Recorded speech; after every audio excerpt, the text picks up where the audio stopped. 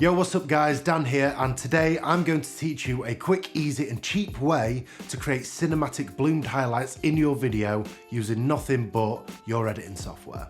If you're like me and you don't really want to break the bank on buying these expensive diffusion filters like the Blackmagic Pro Mist, then there is a bit of a cheat to be able to get a similar look of those dreamy bloomed highlights using just your editing software. So before I get into things, if you enjoy these types of videos where you learn about content creation, whether that's videography, photography, graphic design, then please leave a like, it really does help. And also, if you're not already, please subscribe. Okay, so today we're going to be editing in Premiere Pro. I've downloaded this video of these girls skateboarding in a car park from pexels.com. I'll leave a link to that website down in the description. I think this will suit really well. It's quite a cinematic clip. I think with these lights just here, I think this should work really nicely. We'll quickly create a new sequence from the clip. Okay, so now you've created the sequence, the first thing that you want to do is you want to duplicate the clip above itself. So what you can do is you can hold Option or Alt and drag the clip above, and that will create a duplicate. The next thing you need to do is hide the clip that is below. So if you just click this little eye here, which is the toggle track output, that will hide the bottom layer. Next up, what you want to do is you want to go into your effects panel and you want to search for Luma Key, and you want to drag that onto your top layer. As you'll see, it starts darkening things up. What that is doing is it's actually selecting the lighter parts of the clip and masking out the darker parts. So what you want to do is you want to go to your effects controls of that top clip, and you'll find the Luma key here with a cutoff slider. So you want to find a part of the clip that shows a lot of the light, and you want to use the cutoff slider to mask off everything but the light. So you're trying to just cut off everything but the brightest lights in the scene. You don't need to play around with the threshold slider.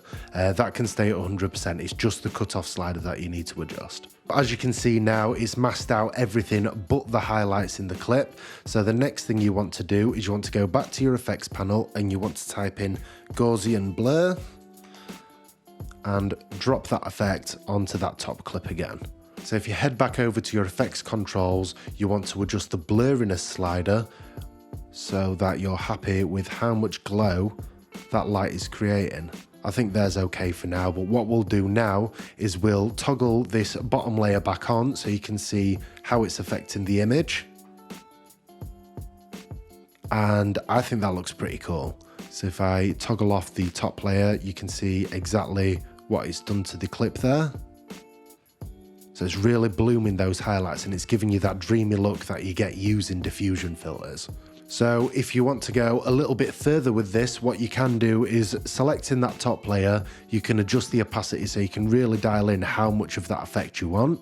And if you really want to dial in that cinematic look, what you can do is you can select both of those clips, click N to create a nested sequence. Select that. If we go to the Lumetri color panel and we go into the creative tab here, what you can do is you can drop that sharpness ever so slightly. And if you boost that faded film there, and to really fake that cinematic feel, you can go into your effects tab and type in crop and drop that effect onto your clip.